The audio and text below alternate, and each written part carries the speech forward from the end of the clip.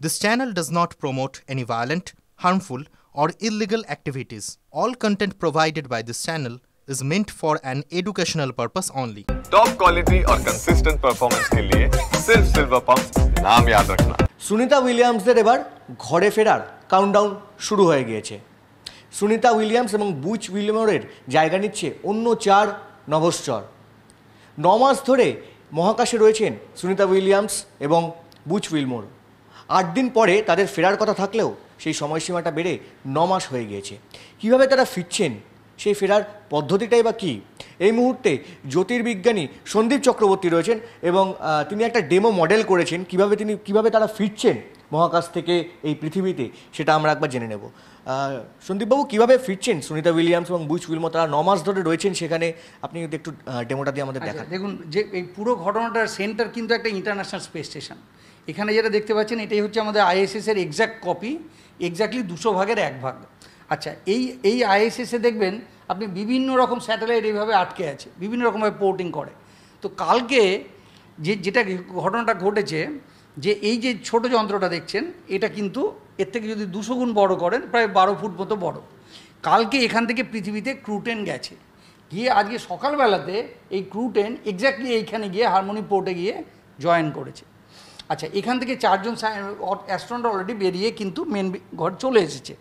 October মাসে already আপনারা জানেন যে ক্রু-9 গিয়েছিল। ক্রু-9 এক্স্যাক্টলি এরকম আরেকটা যন্ত্রে গিয়েছিল, গিয়ে এই যে হারমোনি পোর্টের যে এই পোর্টটাতে গিয়ে ক্রু-9 গিয়ে বসে আছে। ক্রু-9-এর 4টে সিট ছিল, 4টে সিটের মধ্যে 2 জন গেছে পৃথিবী থেকে, আর 2টো সিট খালি রাখা হয়েছে যাতে সুনিতা উইলিয়ামস এবং উইলমোর, যারা এই স্টেশনে কাজ করছে ইন্টারন্যাশনাল স্টেশনে, তারা যেন ফিরে আসতে পারে। ফলে আজকে যখন এই পোর্টিংটা হলো, এখান থেকে 4 জন যখন ঢুকে পড়লো ইন্টারন্যাশনাল স্পেস স্টেশনে, সুনিতা উইলিয়ামসরা তখন আবার এই পোর্ট থেকে বেরিয়ে এসে, এই ক্রু-9 থেকে বেরিয়ে এসে তাদের হাতে এই পুরো হ্যান্ডওভারটা করে দিল, যেমন করে সমস্ত এক্সপেরিমেন্ট যেগুলো চলছিল। মানে অন্য 4 যে নভশ্চর রয়েছে তাদের কাছে পুরো কাজটা হ্যান্ডওভার করে দেয়। যেহেতু একটা, যেমন করে একটা জাহাজের একটা ক্যাপ্টেন, যদি ক্যাপ্টেন চেঞ্জ হয় তাহলে পরের ক্যাপ্টেনকে সব কিছু বুঝিয়ে দিয়ে যেতে হয়। সেই নেক্সট 3 দিন সুনিতা উইলিয়ামস তাদেরকে প্রত্যেকটা যন্ত্র, প্রত্যেকটা এক্সপেরিমেন্ট হ্যান্ডওভার করবে, কোন স্টেজে ফেলে রাখা হয়েছে। করার পরে বুধবার যেটা হবে, এই যে ক্রু-9টা সুনিতা উইলিয়ামস, বুচ উইলমোর আর 2 জন সায়েন্টিস্টকে নিয়ে এখান থেকে আনডক করবে, ঠিক আছে? এবার এই যন্ত্রটার মধ্যে কী আছে? যন্ত্রের মধ্যে 2টো অংশ আছে। একটা হচ্ছে ক্রু মডিউল, যার মধ্যে 4 জন সায়েন্টিস্ট বসে থাকবে, 4 জন অ্যাস্ট্রোনট। এটা হচ্ছে সার্ভিস মডিউল, নিচেরটুকু, যার মধ্যে প্রোপেলেন্ট আছে। এরা এখান থেকে আনডক করার পরে যখন পৃথিবীতে আসতে শুরু করলো, পৃথিবী থেকে 100 কিলোমিটার দূরে এইটা কিন্তু সেপারেট হয়ে গেল। অর্থাৎ এইটা এবার নিজের পড়ে গিয়ে ধ্বংস হয়ে যাবে। এবার জলে এসে পড়বে শুধু এই অংশটুকু প্যারাশুটে করে। এই যে এখানে প্যারাশুট দেখতে পাচ্ছেন যে স্প্ল্যাশিং হচ্ছে ফ্লোরিডার উপকূলে, যদিও ওয়েদার ভালো থাকে, তাহলে এইভাবে এসে প্যারাশুটে করে এসে পড়বে এবং তার থেকে যেভাবে উদ্ধার করা হয় ওনার নর্মালভাবে সেভাবে উদ্ধার করা হবে। ফলে এই পোর্ট ডকিংটা মোস্ট ইম্পর্টেন্ট। এবং আপনারা জানেন যে এর আগে বোয়িং স্টারলাইনার কিন্তু এখানে গিয়ে ডকিং করে বসেছিল, এবং এই ডকিংটা যতক্ষণ না ওরা বেরিয়ে আসে ততক্ষণ মধ্যে ক্রু-9 কিন্তু যেতে পারছিল। যান্ত্রিক ত্রুটি থাকার কারণে সেটা নিজেরা ফিরে এসেছিল, একা ফিরে এসেছিল। দায়িত্ব নিতে চায়নি নাসা যে, কিংবা বোয়িংও, যে ওর মধ্যে কোনো মানুষজন থাকুক। ফলে একা ফিরে এসছে, যদিও ফিরে আসাটা পুরো সাকসেসফুল হয়েছিল। তা সত্ত্বেও লোকে ইন হাইন্ডসাইড মনে করতে পারে ওটা যেহেতু ভালো ঠিকঠাক ফিরে এসছে, ওই সময় সুনিতাদের আনা যেত। কিন্তু সুনিতারা হয়তো নিজেরাই ফিরতে চায় না, মানে যে কেউ চায় যে, কারণ মহাকাশ একটা বিশাল সুযোগ। এত বড় একখানে এক্সপেরিমেন্ট, আপনাকে মনে রাখতে হবে এই ইনস্ট্রুমেন্টটায় গত 25 বছর কোনো দিনও ফাঁকা নেই, সবসময় এই রোটেশন চলছে সায়েন্টিস্ট। এটার মতো বড় ল্যাবরেটরি সারা ওয়ার্ল্ডের মধ্যে নেই। এবং এখানে বসে কাজ করা, এই সুযোগ পাওয়াটাই, এই যে ফিরে আসবে সুনিতা উইলিয়ামস, আপনার মনে হতে পারে ওরা আনন্দ পাচ্ছে, আমার তো মনে হয় ওরা দুঃখ পাবে, কারণ ওদের কোনো আইডিয়া নেই যে নেক্সট কবে আবার ফিরে যেতে পারবে। আপনাকে মনে রাখতে হবে সুনিতা উইলিয়ামস কিন্তু 2006 সাল থেকেই এই যন্ত্রটাতে যাতায়াত করছে। ফলে এটার প্রতি প্রতিটি কোনায় কোনায় কী আছে সমস্ত ওনার নখদর্পণে। এখান থেকে ফিরে আসাটা অত একটা মানে ফিলিংটা মিক্সড ফিলিং। সে অন দি ওয়ান হ্যান্ড বাড়ির লোকেদেরকে দেখা করতে চাইছে, সেটা একটা পয়েন্ট, কিন্তু এত বড় একটা জায়গাতে কাজ করার যে সুযোগ, সেটা তো কজন পায়। ফলে naturally this is a very, আমরা আশা করছি উনি আবার ফিরে যাবেন। মানে ওনার যে বয়স 59, ওনার বয়স অলরেডি বয়স্ক, কিন্তু তারপরে ফিমেল, ন্যাচারালি এই প্রবলেমগুলো সলভ হয়ে যাওয়ার পর আপনাকে বুঝতে হবে যে উনি যখন ফিরে আসছেন অলরেডি কিন্তু ওনার হাড় ফেল হয়ে গেছে, হাঁটাচলা করতে পারবেন না, চোখের মধ্যে আইবলের মধ্যে জল জমে গেছে, ব্রেনের চারিদিকে জল জমে গেছে এবং হার্ট উইক হয়ে গেছে। মানে এটা দীর্ঘদিন মহাকাশে থাকার ফলেই।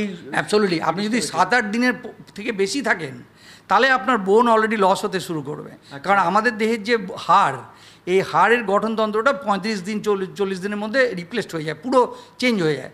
ফলে আপনি যদি 35 দিন ধরে কোনো গ্র্যাভিটি আপনাকে অ্যাক্ট না করে, আপনার ওই হাড়ের তো কোনো দরকার নেই।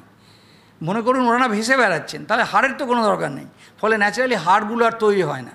ফলে ওনাকে প্রায় সরীসৃপের মতো যাতায়াত করে বেড়াচ্ছেন। ফলে যারা 7-8 দিন যায়, এই যে অ্যাপোলো 11-এর কেসে 8 দিন মাত্র ছিল, নেমে গটগট করে কিন্তু হাঁটা চলা শুরু করেছে।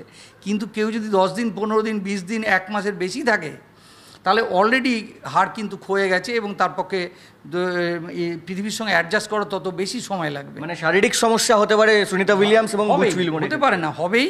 এবং সেটাও একটা স্ট্রং একটা মানে ডাক্তারের সুপারভিশনের মধ্যে প্রায় অন্ততপক্ষে 1.5 মাস লাগবে তাদের নর্মাল পৃথিবীর মানুষের মতো বিহেভ করতে, সমস্ত দিক দিয়ে। চোখের ভিশন নষ্ট হয়ে গেছে, মানে চশমা পড়তে হবে, আর্টিফিশিয়াল আস্তে আস্তে চশমাগুলোকে চেঞ্জ করতে হবে, হার্ট উইক হয়ে গেছে, ফ্লুইডগুলোকে বার করে নিতে হবে, এক্সট্রা ফ্লুইড যেগুলো ব্রেনের আসে জমে আছে, চোখে আইবলে জমে আছে, হাড়গুলোকে তৈরি রিজেনারেট করতে হবে। ফলে মনে করুন ওনাদের প্রথমে আনা হবে স্ট্রেচারে, তারপরে স্ট্রেচারটাকে মানে খাটটাকে আস্তে আস্তে আস্তে আস্তে যদি অ্যাঙ্গেলটাকে বাড়ানো যায় তাহলে আস্তে আস্তে পৃথিবীর যে গ্র্যাভিটিটা মানে হট করে সোজা করা যাবে না, করলে পড়ে যাবে, আবার ফল করে যাবে। ফলে ওই অ্যাঙ্গেলটাকে আস্তে আস্তে বাড়িয়ে ক্যালসিয়ামটা আস্তে আস্তে ডিপোজিট করানো এবং হাড়গুলোকে আবার রিজেনারেট করা, এটা একটা প্রসেস। এটা আমার থেকে মানে ডাক্তাররা অনেক বেটার বুঝবেন।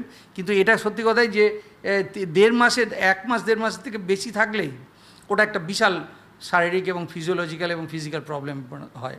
একদমই সন্দীপবাবু যেমনটা বললেন এবং যেমনটা বোঝালেন ডেমনস্ট্রেশনের মাধ্যমে, সব কিছু ঠিকঠাক থাকলে বুধবারই সুনিতা উইলিয়ামস এবং বুচ উইলমোরে তাদের এই পৃথিবীতে ফেরার কথা এবং সেই অপেক্ষার প্রহর গুনছে এই পৃথিবীবাসী।